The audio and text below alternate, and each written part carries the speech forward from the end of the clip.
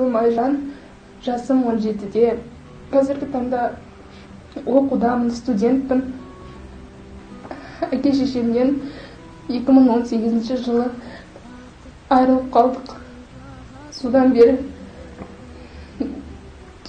міне бар қиыншылықты көріп келе жатырмыз.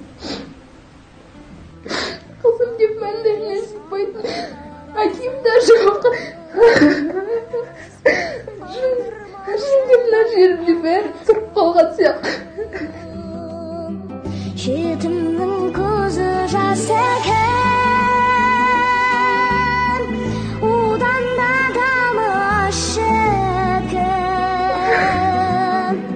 әкенің мұзды жүрегі. Жетімді бағып отырғанда, осылардың сабағын оқытып отырғанда, киімдерін жуып отқанда, әке-шешелер жоқтығын көрсетпеуге тырысып отырғанда мен Сәбидің бәрі бақытты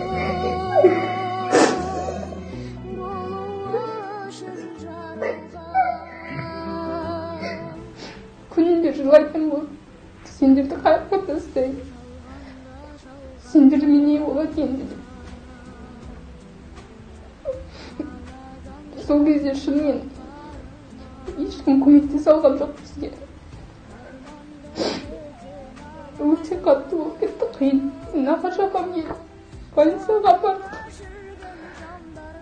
Сол кезде білдім рак екен. Сол кезде маған айтқан болатын.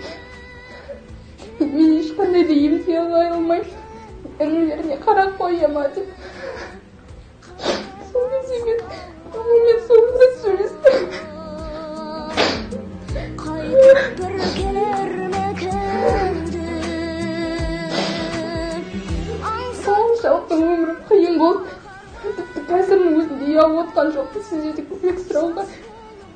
Өйткені білемін, қазір болмаса қашан, қазір көмектесу деп қашан көмектесемін інілеріме.